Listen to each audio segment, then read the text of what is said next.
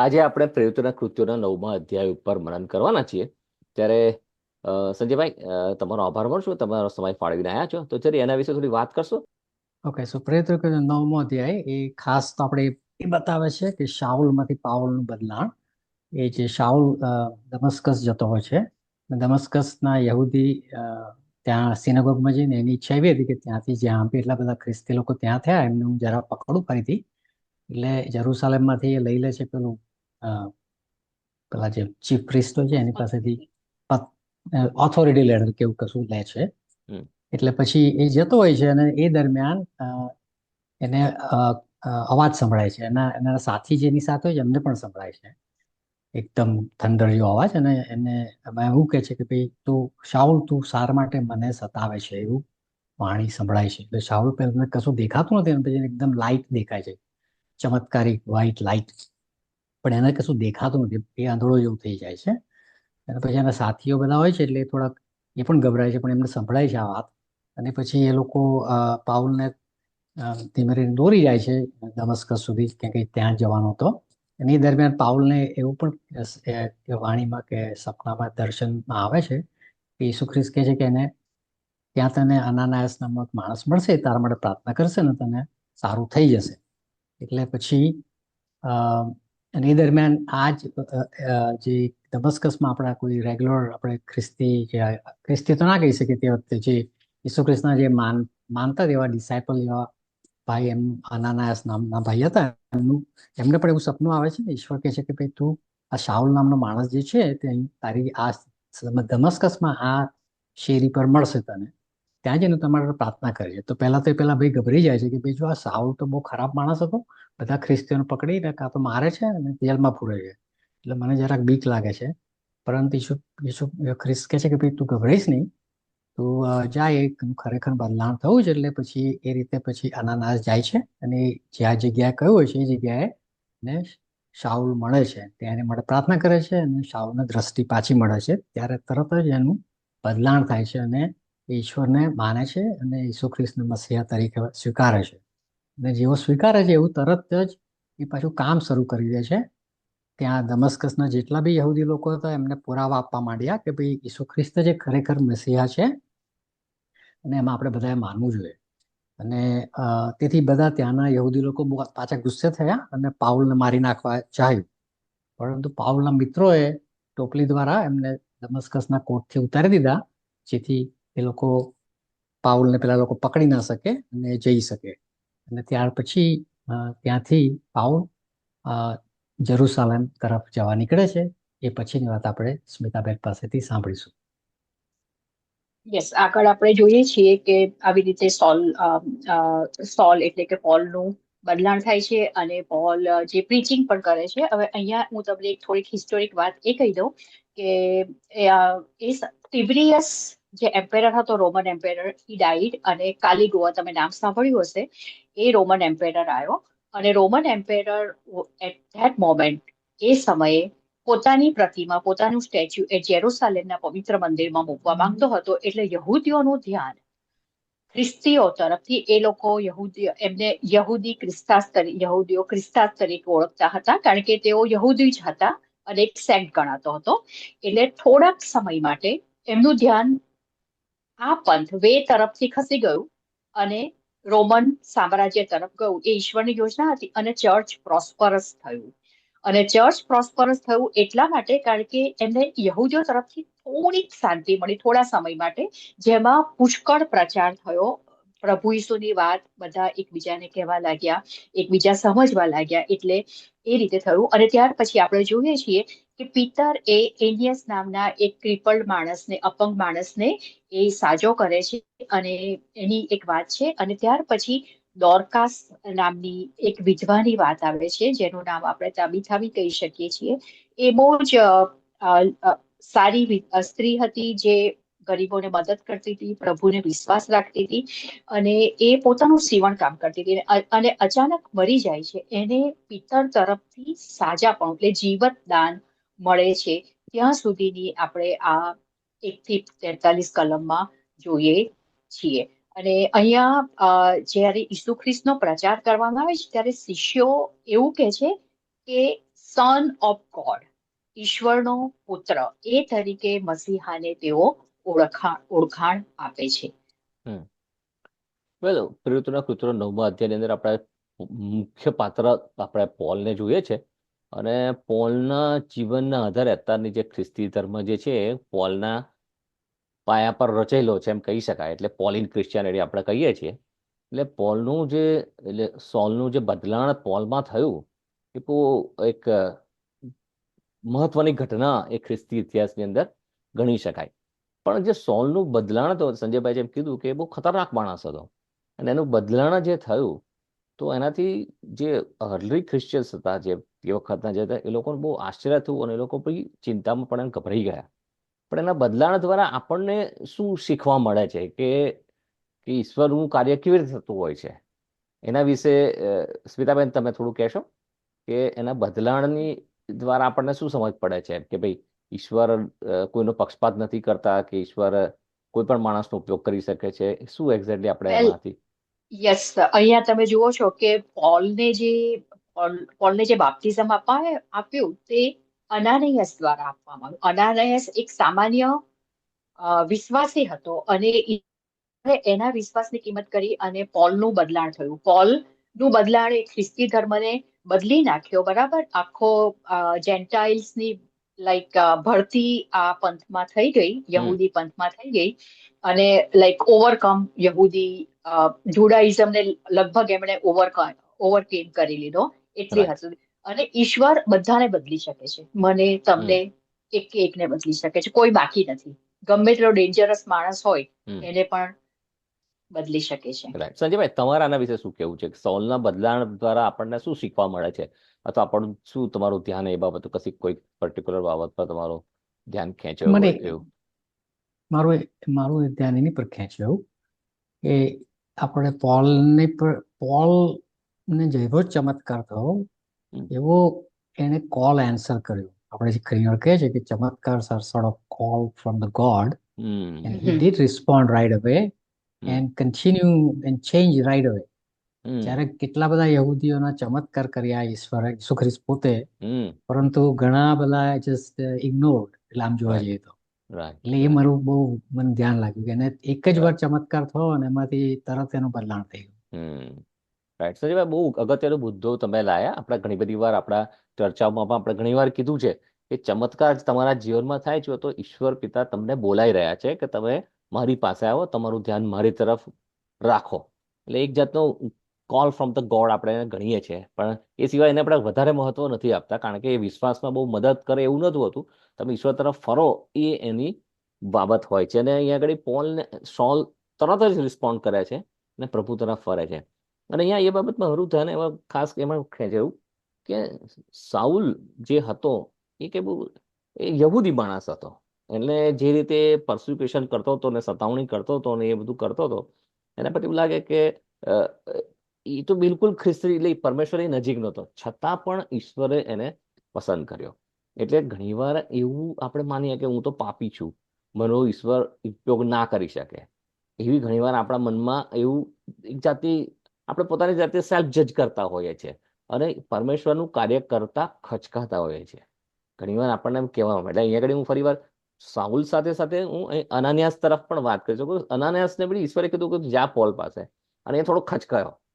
એટલે ઘણીવાર આપણે ખચકાતા હોય છે, પણ આપણે ખચકાવાની જરૂર હોતી નથી, કારણ કે ઈશ્વર આપણને તક આપે છે. ઈશ્વરે આપણને જવાબદારી સોંપી છે, કંઈક સમજી વિચારીને ઈશ્વર એને જ્ઞાનમાં આપણને દોર્યા છે. તો જ્યારે પણ આપણને પરમેશ્વર દોરે અથવા તમને હૃદયમાંથી ઈચ્છા થાય કે ના, મારે કામ કશું કરવું છે, પરમેશ્વરને મહિમા મળે એવું કામ કરવું છે, કે મારે સુવાર્તા પ્રચાર કરવો છે, તો મારે કોઈ વ્યક્તિને પ્રભુ ઈસુ ખ્રિસ્ત કહેવું છે, તો તમારે એ ખચકાટ અનુભવવાનું નહીં. તમે જાતને બહુ એવું નહીં ગણવાનું કે હું પાપી છું ને મને ઈશ્વરનો ઉપયોગ કરે.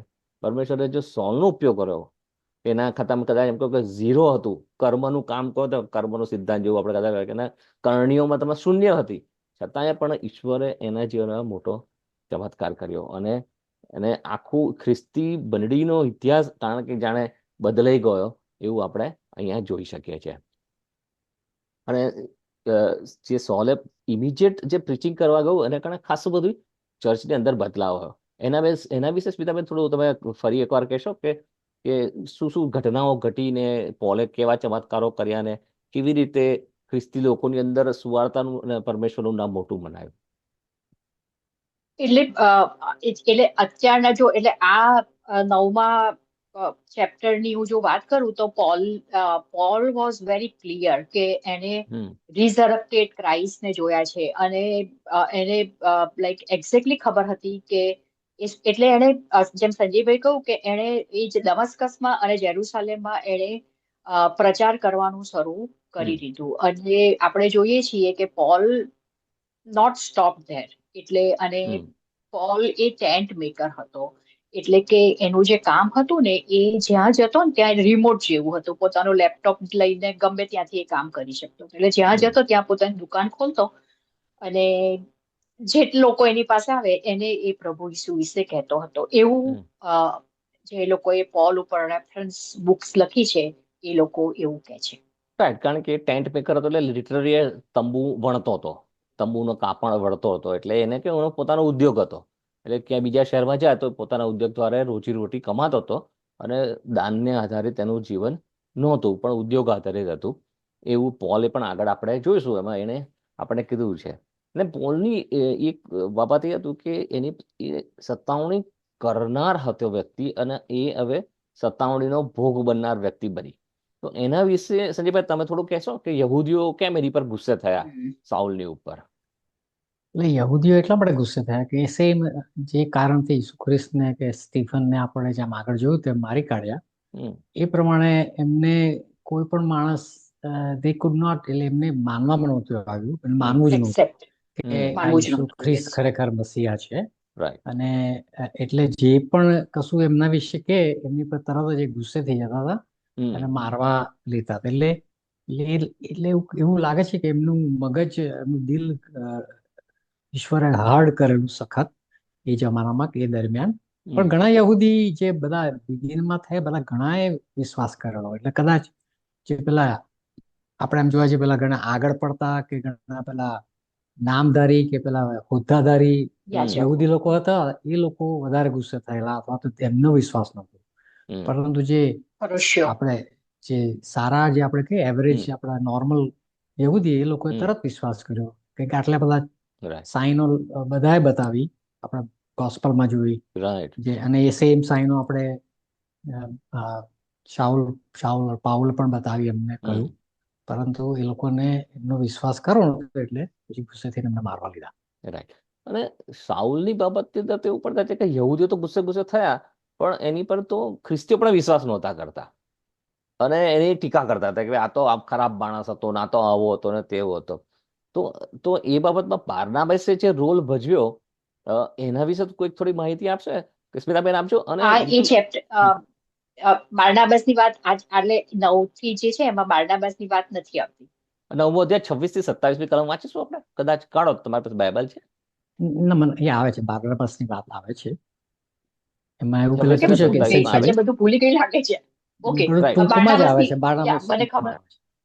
એટલે ટૂંકમાં એટલે અહીંયા એટલે ઇન્ટ્રોડક્ટરી ચેપ્ટર છે જેમાં બારનાબાસ એટલે મોટિવેશન. બારનાબાસની જે મિનિસ્ટ્રી છે એને મોટિવેશનલ મિનિસ્ટ્રી કહેવામાં આવે છે કારણ કે એણે પોલને મોટિવેટ કર્યો, તિમોથીને મોટિવેટ કર્યો, લુકને મોટિવેટ કર્યો, જ્યાં જ્યાં જરૂર પડી ત્યાં એણે મોટિવેશન આપ્યું. અને બારનાબાસ માટે હું કહીશ કે તમારા કુટુંબમાં તમારી આસપાસ બી એવા ખ્રિસ્તીઓ એવા વડીલો છે કે જે તમે નિરાશામાં હો તો તમને આવી અને તમને મોટિવેટ કરશે, તમને પ્રોત્સાહિત કરશે. That is one of the greatest ministry.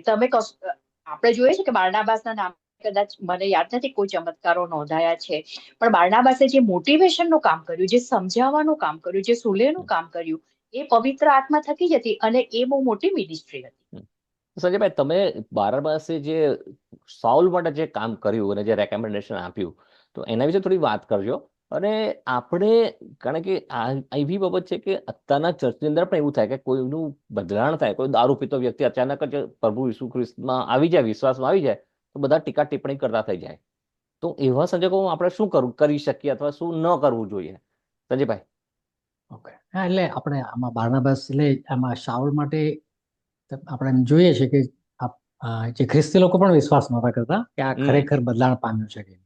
હવે એ જમાનામાં તો કઈ એવા કઈ ટીવી ને એવું કઈ ટેકનોલોજી હતી નહીં. હમ વર્ડ ઓફ ખાલી કોઈ કહ્યું હોય ને તમારે માનવું પડે. હમ એટલે એ જમાનામાં પોલને અ, જઈને જે ખરા જે ઓરિજિનલ ડિસાઇપલ હતા એમને મળવું બહુ ભારે હતું. ત્યારે હમ બારનાબાસે શું કહેવાય આપણે જે સુલેહ કરાવી કે એવું કઈ હમ જે કહીએ છે ઈસુ ખ્રિસ્તે કહ્યું કે સુલેહ કરનારાને ધન્ય છે. ધન્ય છે. એ પ્રમાણે બારનાબાસે પોલને લઈ ગયા પીટર અને હમ જોનની પાસે અને એ પ્રમાણે એમણે સુલેહ કરાવી અને હમ કે ભાઈ ના ખરેખર એમનું બદલાણ થયું છે. એટલે right. બારનાબાસનું કામ જેમ સ્મિતાને કહ્યું કે ચમત્કારમાં એવું કઈ નોંધાયું નથી અને હમ ઘણા મારું તો માનું છું કે બધું જ લોકોએ કર્યું બધું તો ઇટ્સ નોટ પોસિબલ કે અંદર બાઇબલમાં લખે લખાયું હોય. રાઈટ. લખાયું એટલે હોય યસ એટલે આઈ થિંક એ રીતે જો તો બારનાબાસનું એ રીતે એણે જે પોલને અને એમનું મિલન કરાવ્યું આપણા ઓરિજિનલ શિષ્યોનું એ વોઝ વેરી ઇમ્પોર્ટન્ટ કે એના લીધે પોલને પણ થોડું શીખવા મળ્યું હશે અને રાઈટ. પોલના લીધે એ લોકોને પણ એમને શીખવા મળ્યું હશે. હમ અને એ પછી પાછળના આગળ બધા ચેપ્ટરમાં આવે છે પેલી પોલના રાઈટ. લેટરમાં બધી વસ્તુઓ. હમ પરંતુ આઈ થિંક બારનાબાસનું કામ ધન્ય છે કેમ કે એને સુલેહ કરાય. Right right right. હવે આપણે આ તો આપણે સાઉલનું કન્વર્ઝન અને બારનાબાસે પાઉલની રેકમેન્ડેશન કર્યું એ વાત સાથે પિતર અને આપણે વાર્તા એટલે 9માં થોડો ટર્ન આવે છે અને પિતરની મિનિસ્ટ્રી વિશે થોડું આપણને કહેવામાં છે કે એમ એનિયસ અને ડોર્કાસ એટલે કે તબીથા કદાચ એનું તબીથા. બીજું નામ હશે તબીથા ગ્રીકની તબીથા અંદર. તો એને તો એ તો એ વિશે એમાં બી ચમત્કાર આવ્યો કે એક વ્યક્તિ પેરાલાઇઝ હતો અને એને સાજાપણું મળ્યું ને આજે તબીતા કે દોરકાસ છે કે એ મરી ગઈ હતી એને ફરી જીવતી થઈ. તો એ ઘટના અને સાઉલનું બદલાણ એની એને એને અને લુકે આ તો પ્રયોજના કૃતો લુકે લખી છે. તો એણે એક જ ચેપ્ટરમાં સમાઈ દીધી. તો there should be some connection એને જોવું હશે. તો કદાચ આપણને એવું લાગે છે what we can be the connection લુકને લાગ્યું હશે. તો like no is there any idea કે ભાઈ આ કારણ કે એક બાજુ આપણે જોઈએ છે કે ફિઝિકલ હિલિંગ થઈ રહ્યું છે અને બીજી બાજુ સોલની અંદર આપણે જોઈએ છે કે there is a spiritual healing થઈ રહ્યું છે. એટલે પ્રોબેબલી કદાચ લુકને એવું લાગ્યું હશે કે આ ઈશ્વર બંને રીતે કાર્ય કરે છે. જેની જેવી જરૂરિયાત કે જેને ફિઝિકલ જરૂરિયાત હતી એને સાજાપણું આપીને એ લોકોને જીવનમાં બદલાવ લાવે છે અને પોતાની પાસે લે છે. અને જે લોકોના જીવનની અંદર આત્મિક જરૂરિયાત હોય છે એઓના જીવનની અંદર પણ ચમત્કાર કરી અને એઓને પોતાની પાસે ખેંચે છે. તો કદાચ એવું કઈ કનેક્શન આપણને લાગે છે ત્યાં આગળ કઈ કે ઇટ ઇઝ જસ્ટ લુકને કંઈક લાગ્યું કે આપણે આ જોડે ચમત્કાર લખ્યું કંઈક કે આપણને કશું શીખવવા માંગે છે લુક કે કેવી રીતે આપણે દયા અને પ્રેમ કરવો જોઈએ બીજા વ્યક્તિઓ પર અને જે સાજાપણા માટે લોકોને સાજાપણા માટે પ્રાર્થના કરવી જોઈએ કે યા એટલે અહીંયા આપણે જોઈએ છીએ કે હમ એટલે દરેકમાં તમે જુઓ કે પોલનું જે સ્પિરિચ્યુઅલ જ્યારે એને ચમત્કાર થયો ત્યારે બી બીજી વ્યક્તિઓ હતી બરાબર. પોલ પડી ગયો, હમ 3 દિવસ ખાધું પીધું નહીં. So there were people who were helping him. હમ અહીંયા જે ડોરકાસની જે વાત આવે છે અને જે ક્રિપલમાં ડોરકાસની વાત કરીએ તાબીથાની, તો પીટર ગયો ત્યારે બધી સ્ત્રીઓ રડવા લાગી અને એને સીવેલા કપડાં બતાવ્યા કે જુઓ આ કેટલા સરસ કપડાં સીવતી હતી એ. હમ એટલે તમે લાઈક એટલે સહૃદયી બનો હમ તમે. મારું એવું માનવું છે કે તમે બીજા કોઈક મુસીબતમાંથી કોઈ બી મુસીબત ન હોય ને કોઈ પણ પ્રકારના તમે કોઈના પરિચયમાં આવો તો તમે એમની સાથે સહૃદયતા વ્યક્ત કરો એવું હું માનું છું. હમ કદાચ બરાબર એ છે. પર્પસ હોઈ શકે. રાઈટ. એટલે એટલે મને મને બરાબર છે એટલે તો બરાબર છે આઈ થિંક બટ મને તો જો કે એનું જે લાસ્ટ સેન્ટન્સ છે એ ચમત્કાર પછીનું હમ એ મને જરાક સારું કયું છે લાગ્યું. છેલ્લું 9:43 એટલે એને વાંચો. તો તબેથાને જીવતી કરી અને પછી આ પેલા સાયમન ટેનર. પક્ષઘાતી એને સારું કર્યું. એટલે એમાં એવું કહ્યું કે પછી એ ત્યાં આગળ રહ્યો ચોપામાં અને એક હમ સાયમન ધ ઠેનર એટલે આપણે ગુજરાતીમાં એને ચમાર કે છે એટલે ચમાર હમ કહીએ છીએ એકદમ આપણે આમ જોવા જઈએ તો કેવું કે ભાઈ ઇન્ડિયામાં તો નીચી જોકે માન જ્ઞાતિ. નહીં હોય આપણે યહૂદીમાં ત્યાં એવું નથી નહીં કદાચ. હોય ત્યાં એવું નહીં હોય પણ તો ના ના નો યહૂદી પ્રમાણે એટલે હા જે લોકો ટેનર નું કામ કરતા હતા એમને નીચા ગણવામાં આવતા હતા. અસ્પૃશ્ય નહીં પરંતુ પણ નીચા ક્લાસ ગણવામાં હા લોઅર. એટલે એ ત્યાં રહ્યો એટલે એ પણ એ ઇમ્પોર્ટન્ટ છે કે ભાઈ ચાલો હું ચમત્કાર કરી જતો નથી રહેતો હું ત્યાં જ રહું છું હમ અને ભલે ગમે તેવા લોઅર કાસ્ટ કે એવું કશું નહીં, જે માણસ આપણે રાખવા તૈયાર છે એની સાથે હું રહું, એટલે મને જરાક એ હમ સારું લાગ્યું. પણ ચમત્કાર ઓફકોર્સ આમ જોવા જઈએ તો એ પેલી બેન આપણા મરી ગયેલા, મૃત્યુ પામેલા, અને એમને સજીવન કરે, એટલે આમ જોવા હમ જઈએ તો બહુ મોટો ચમત્કાર કર્યો પિત્તરે. હમ અને પેલો પક્ષઘાતી માણસ 8 વર્ષથી પક્ષઘાતી હતો, એટલે પેરાલિસિસ હતો, ઓકે. જેને કોઈ સાજા થવાની આશા જ નહોતી. એટલે હમ આ બહુ મોટા ચમત્કાર છે. જેમ શાઉલનું ચમત્કાર બધા બહુ જ. મોટું યસ. બદલાણ હતું, હા. એ પ્રમાણે યસ. આ લોકોના પણ મોટા ચમત્કાર. તો કદાચ એને યા. મનમાં એમ થયું કે એ રીતે આપણે કનેક્ટ કરીએ. યા. રાઈટ. કારણ કે ફિઝિકલ હિલિંગ નહોતું, પેલા મરણમાંથી સાજા પામ્યો અને આત્મામાં સજીવન થયો પોલ. રાઈટ. એટલે બધાની અંદર કારણ કે પુનરુત્થાન થયું એમ કહી શકાય સામે કે છે. વ્યક્તિ મરી ગઈ ને યસ. ફરી જીવતી થઈ, અને ફિઝિકલ હતું, અને સાઉલના કિસ્સાની અંદર એ આત્મિક રીતે એનું પુનરુત્થાન આત્મિક થયું ઇન એ વે કે એ થયું. મરેલો હતો પણ એ ફરી ખ્રિસ્ત ઈસુમાં સજીવન થયો. બરાબર છે. તો સમય બી પૂરો થવા આવ્યો છે. અંતની અંદર આ 9મા અધ્યાયમાંથી તમને કોઈ બાબત કંઈક ધ્યાન ખેંચ્યું હોય, કોઈ એક કલમ કે કોઈ બાબત, એના વિશે કશું કહેવું હોય તો સ્મિતાબેન તમારથી શરૂઆત કરીશું.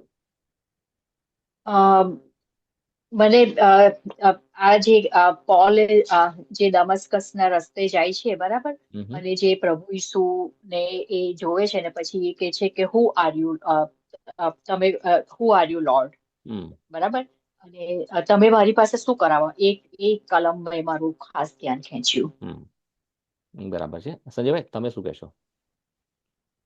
ના, એટલે મને તો પેલું ખાલી આમ તો અલબત્ત આખો અધ્યાય બહુ અગત્યનો છે. ખાસ મારું મને એક કલમ ગમી કે શાઉલ તરત જ ઈશ્વરનું કામ કરવા લાગ્યો. જેવો સારો શરૂ થયો કરી દીધું. તરત જ શરૂ કરવાનું. એ મને બહુ રાઈટ. ઇમ્પોર્ટન્ટ કલમ લાગી. રાઈટ. રાઈટ. એ વાત ખરેખર એ તમે અગત્યનો મુદ્દો છે, કે ભાઈ તમારા જીવનની અંદર ચમત્કાર થાય એનો અર્થ કે ઈશ્વર તમને બોલાઈ રહ્યો છે, તો you have to turn two God immediately and answer the call. જે કામ માટે ઈશ્વર તમને બોલાવે એમાં તમે તરત જોતરાઈ જાઓ. તો અગત્યનો મુદ્દો છે. પણ મને બિફોર વી લીવ, મને જે સ્મિતાબેન જે ધ્યાન દોર્યું હતા કે ભાઈ પ્રભુ ઈસુ ખ્રિસ્તની જે સુવાર્તા એમાં એ લોકો શબ્દ વાપરતા સન ઓફ ગોડ. તો એના વિશે એટલે સન ઓફ ગોડ અને ગોડ, ઘણા બધા લોકો બાઇબલમાં લખેલું છે કે પ્રભુ ઈસુ ખ્રિસ્ત દેવનો પુત્ર છે, કે પરમેશ્વરના પુત્ર, ઈશ્વર પુત્ર પ્રભુ ઈસુ ખ્રિસ્ત, એવી રીતે કહેવામાં આવે છે. એટલે ઘણા લોકો એવું સમજે કે બાપ હોય ને પિતા છે ને ત્યાં પુત્ર છે ને બે અલગ અલગ છે ને દેર ઇઝ અ કન્ફ્યુઝન. એટલે ટ્રિનિટીની ડોક્ટ્રીન અંદર આવી જાય છે. પણ એટલે we will not go that far. પણ સ્મિતાબેન એના વિશે તમે શું કહેશો, કે થોડું એક્સપ્લેન કરો કે કેમ પ્રભુ ઈસુને પ્રભુ હું બહુ ટૂંકમાં, દેવના દીકરા તરીકે. આપણે ટ્રિનિટી પર તો નહીં જઈએ, પણ જ્યારે અહીંયા તમને થશે કે પીટર ને બધા શિષ્યો કહે છે કે દેવનો દીકરો હતો, માણસનો દીકરો હતો, that was at the time કોઈ ડિએટીને, કોઈ દિવ્ય આત્માને, કોઈ હમ અવતારને જ્યારે તમે લાઈક સંબોધિત કરો ત્યારે આ શબ્દ પ્રયોગ થતો હતો. એટલે ઘણા લોકો હજી બી હું ઘણા વિડીયો જોઉં છું, એમાં એ લોકો એવું કહે છે સન ઓફ ગોડ, એટલે કે ઈશ્વર કા એકલૌતા પુત્ર. એટલે એવી that is a kind of not okay. એ આપણે આગળ બી કહ્યું છે કે સન ઓફ ગોડ એન્ડ માણસનો દીકરો અથવા તો હમ સન ઓફ મેન એ ટાઇટલ છે, અને જ્યારે સન ઓફ ગોડ કહેવામાં આવે છે ત્યારે એને ઈશ્વર સાથે એક કરવામાં આવે છે, અને ઈશ્વરનો હમ ઈશ્વરનો અંશ ગણવામાં આવે છે. એને ઈશ્વર કરતા નીચો ગણવામાં આવતો નથી, કારણ કે હમ પિતા ઉપર પુત્ર નીચે એવું નથી. દેર ઇઝ બરાબર. સો એટલે આખો જે કોન્ટેક્સ જે અહીંયા આપણે વાપરી રહ્યા છીએ એ તદ્દન જુદું છે. રાઈટ. રાઈટ. અને અને આના પરથી મારું એ એ પણ બાબતમાં ધ્યાન ગયું કે એ જમાનામાં સીઝર હતા, જે પહેલાના જમાના ફેરો હતા યસ, ઇજિપ્તની અંદર, એ લોકો કે ભાઈ એ લોકો પોતાને દેવ ગણતા હતા, અને એ દેવ લોકોના ગણતા જે હતા. છોકરા થતા હતા તે દેવના દીકરા ગણાતા હતા. દેવના દીકરા છે એટલે એ દેવ છે. દેવ તો છે. ધેટ વોઝ હા, the concept, that is the understanding. એટલે જ્યારે કન્સેપ્ટ. પ્રભુ ઈસુ ખ્રિસ્તને જ્યારે દેવના દીકરા તરીકે કહેવામાં આવ્યા, ત્યારે ધેટ વોઝ ઇનડાયરેક્ટલી લોકોને એવું કહેવામાં આવ્યું કે આ જે દેવના દીકરા છે he was a God, he is the God walking on, કે માણસના રૂપની અંદર દેવ આ જગતમાં ચાલી રહ્યો છે. એ કહેવા માટે એને દેવના દીકરો તરીકે પ્રભુ ઈસુની ઓળખાણ આપવામાં આવી. ખ્રિસ્તી ધર્મની અંદર આપણે કઈ પહેલી જ આજ્ઞા છે, એક જ દેવમાં માનો, અને એમાં પ્રભુ ઈસુ, જો તમે એવું માનો કે પિતા અને પુત્ર સહેજ પણ અલગ છે અને એક દેવ નથી, દેટ મીન્સ કે you do not know real Christianity. એના વિશે આપણે ફરી એકવાર વાત કરીશું. અને મેં પુસ્તક લખેલું છે ટ્રિનિટી એક્સપ્લેન્ડ, એમેઝોન પર અવેલેબલ છે. કોઈને ઈચ્છા હોય તો લિંક ડિસ્ક્રિપ્શનમાં મૂકીશ, એ ખરીદીને વાંચી શકાય છે. અંગ્રેજીમાં સારું લખેલું છે, હિન્દીમાં ભાષાંતર એટલું છે, પણ થોડું અઘરા શબ્દો પણ અંદર છે. એટલે કદાચ એને થોડું હળવું બનાવીને ફરી કરીશ ત્યારની વાત ત્યારે. પણ દેવના દીકરા વિશે આપણે ખોટી ગેરસમજ ન રાખી અને જાણીએ કે પ્રભુ ઈસુ ખ્રિસ્ત જ દેવ છે અને એ જ પરમેશ્વર છે એવું આપણે વિશ્વાસ કરવો જોઈએ અને એ જ સાચો ખ્રિસ્તી વિશ્વાસ છે. ફરી મળે ત્યાં સુધી ઈશ્વર પિતા આપ સર્વની સાથે રહે. અને શ્રોતાઓને વિનંતી કે જેઓ સબસ્ક્રાઇબ ના કર્યું એ સબસ્ક્રાઇબ કરે, લાઈક કરે અને શેર ના કર્યું હોય તો ચોક્કસ બીજાઓ સાથે શેર કરે અને વધુ સુધી આ સંદેશો અને આ બાઇબલ સ્ટડી લોકો સુધી પહોંચાડે એવી વિનંતી.